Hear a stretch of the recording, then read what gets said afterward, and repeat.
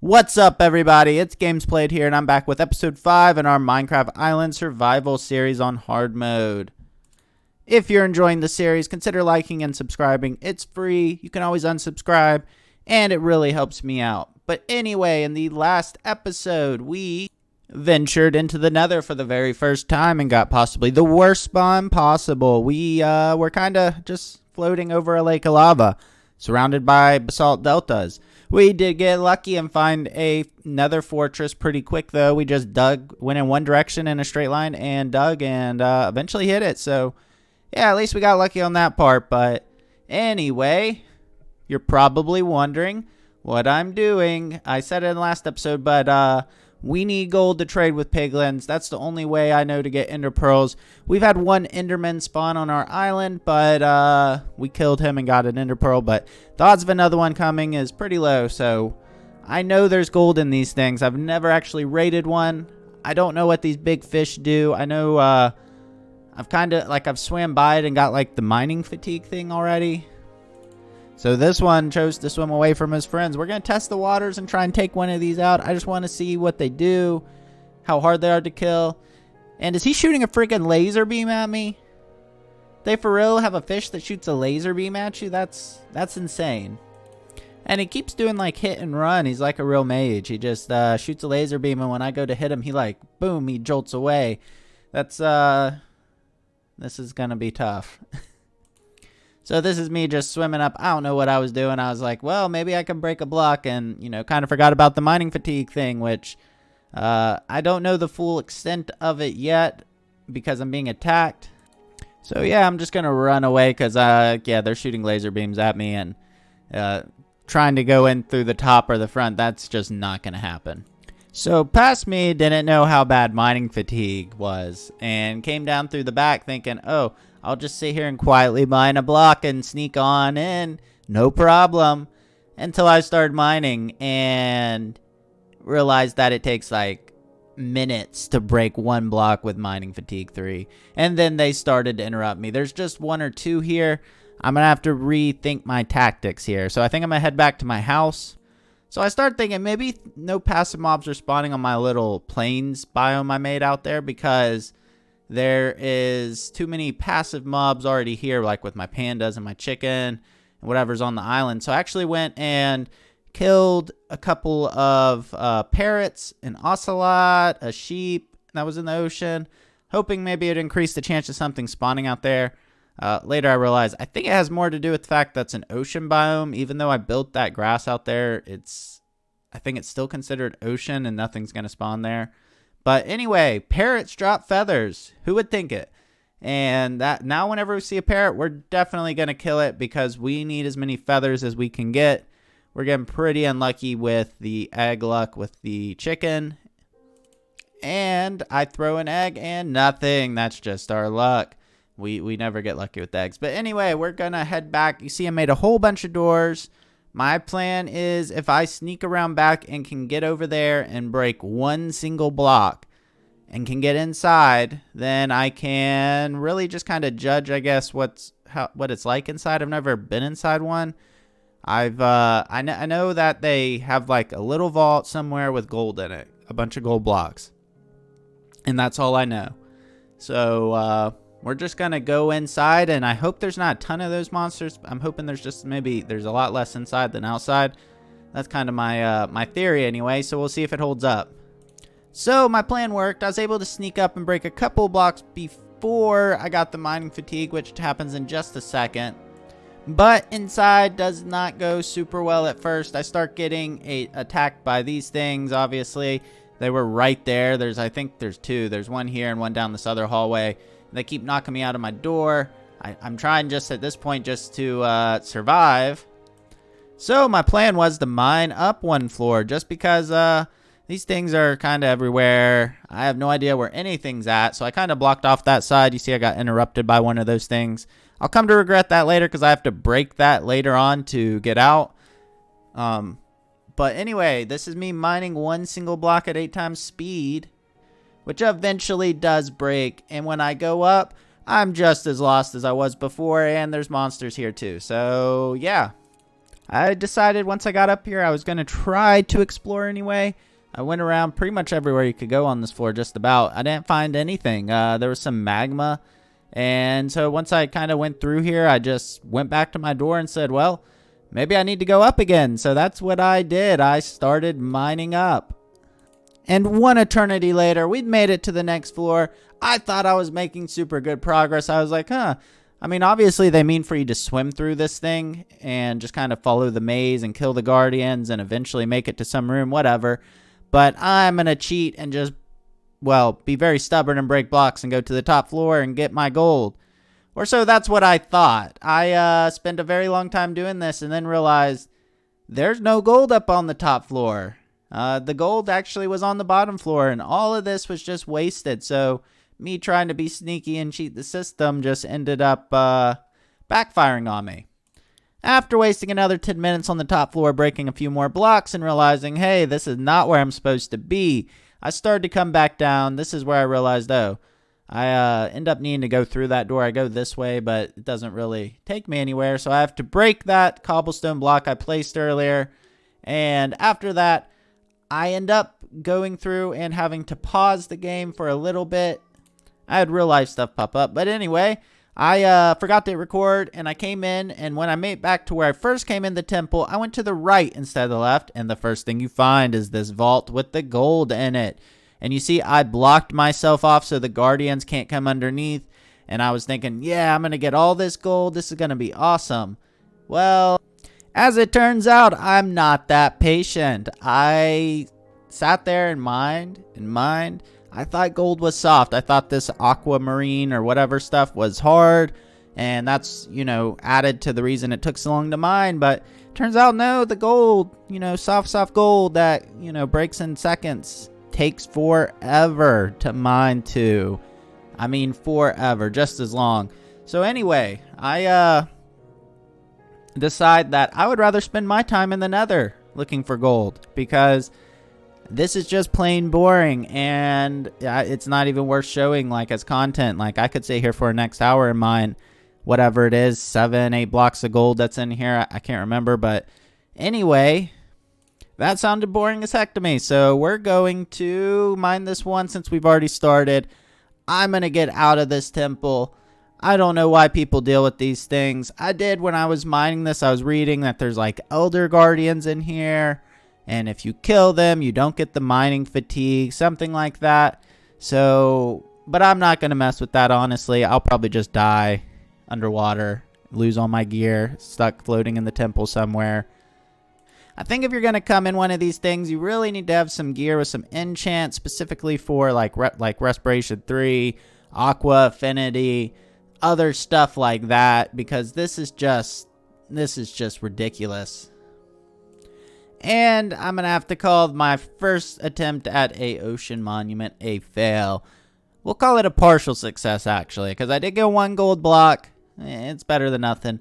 Anyway, I remember that this nether portal was around and there were 2 gold blocks earlier in the game that I didn't have iron, so I came back, grabbed these real quick. That'll help for some piglin trades. And as luck would have it, that was an awesome decision, because we finally get a second chicken, which is just plain amazing. I was jumping for joy, literally. This was awesome. We can potentially have infinite feathers if I just feed them wheat. Once they're adults, we can keep on growing our little army of chickens until we slaughter them all for arrows, basically. But anyway, me being me, I ran to the nether with just a couple pieces of food, which is dumb because I'm going to need a lot more. So after running around forever looking for a piglin, one finally spawns and attacks me because, well, I forgot to wear gold to the nether, of course. So I have 2 pieces of bread. I still don't realize I'm almost out of food. I actually end up running away and crafting using a few of my precious pieces of gold and making some gold boots so they won't kill me. And these ghasts appeared. They didn't like the idea of me trading with the piglins. Actually, the zombie piglin's already scared off the regular piglins. So, hey, everything's really bad here. Anyway, I eat my last piece of bread and I realize, oh crap, I have no food. I'm at half-life. I got gas blocking my only exit right over there. And if they knock me down, I will die from the fall damage, or if I fall in the lava if I'm further down the bridge. So naturally, I just sprint and try my very best. If you move fast enough, the ghast usually are not too bad. They're pretty bad at aiming. You see by that, they were about 20 feet off. But anyway, we are going to hide for a second and let them go away because we don't want to deal with them. And being lazy and not wanting to run back to my house, I just went up here, towered up, and I'm going to try and find a piglin up here to trade with because I just really want to get some, I'm hoping to get ender pearls and be out of this nether. And of course, I trade him all of this gold and I get nothing. However, just to show you how scarce iron was, I just now got the suit up achievement for getting iron gear because he gave me some iron boots. I literally went straight from nothing to diamond. I had no choice this playthrough. Very limited resources. But anyway, I trade all my gold to this piglin. I don't get anything. Well, no ender pearls. I get other stuff. I'll actually take the spectral arrows. I mean, arrows are pretty handy. Now that I was goldless, I had nothing left to do but to run and try and get some of this easy gold. I was going to turn it into ingots and trade with the piglins again. And hopefully get something out of this trip before I have to head back, because I've been out of food for a while now. I won't even be able to sprint soon. It turned out to be a good decision because we got ender pearls, just 4, but you know, better than nothing. We'll have to come back, but for now we're going to go get some food because if we don't, we're going to die. I can only sprint a short time, so I really need to conserve when I use it. And I also need to be careful about falling too far because I'm low on hearts. Naturally, the first thing to do was to check on my pride and joy, my chickens. He hasn't grown up yet, but that's okay. We'll, as soon as he's big, he'll start making us some babies. But for now, we're just going to get a whole bunch of wheat, make some bread so we can get back and start trading again. And before I went back, our little baby grew up, so I started giving them wheat, and they had another baby of their own. This is so nice to have. We got a family of 3 now. This is really cool. Eventually, we'll have a whole bunch of chickens here. I'm just glad we don't have to make the mob farm just for arrows. And upon entering the nether next time, you'll see our friend the panda is not here. I don't know how he got out, but he must have fell in the lava, I'm guessing. Or maybe he's wandered down this bridge and somehow made it all the way down here. I doubt that. But anyway, I gathered a bit more gold. I traded with some piglins. I got nothing.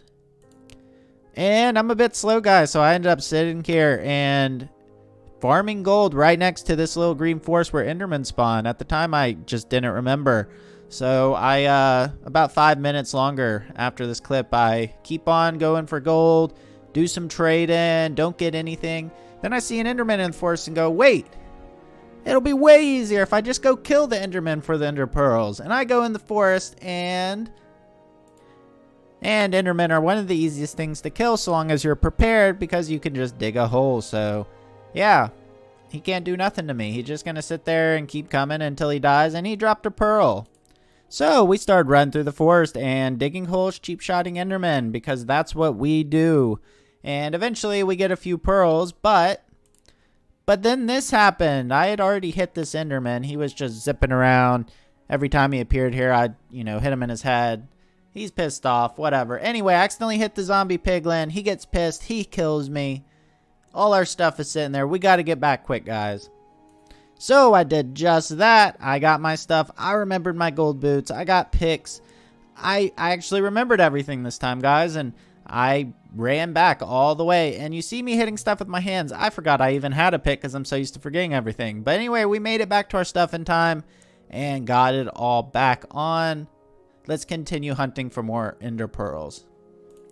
So I have 2 endermen pissed off at me now. And I accidentally may have hit a zombified piglin because you see he's mad too.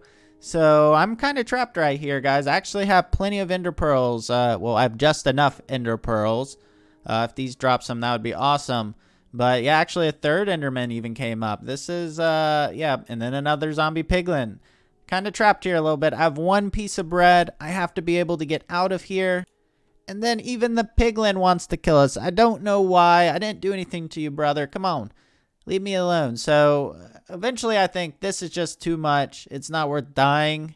I have enough ender pearls. Actually, I have a couple extra. I'm just going to block them off and dig out because that's what you can do in Minecraft. That's way better. After a nice leisurely stroll back home on one heart with no food, we make it. Just barely, but we made it. And once we get here, I start trying to figure out my plan for the Ender Dragon. It's going to rely on potions to deal extra damage since we can't get any enchants. I don't really want to spend the time doing netherite. I know it would be helpful, but we got fire resistance potions. I want to kind of do this a little differently than my other playthrough. But anyway, I've never made a potion, so I end up looking up a guide, and I end up making some, I think 3 strength 2 potions, because that's what I have. Then I go out and obviously have to take care of my chickens because I need a lot more feathers. It's the most important thing. I can get infinite gravel. I can get infinite flint. I can get as many sticks as I need, but I need more chickens for sure. And I could hear the parrots from my house, so I zoomed over here and there were 3, so I killed them because I need feathers. I used all my flint, so I threw down a bunch of the gravel I had. I have a lot more, but anyway, I sat here and broke gravel for a bit trying to get some more flint. And then I was just cleaning up my inventory, getting prepared. I'm going to need a lot more food. I end up going to check on my chickens and...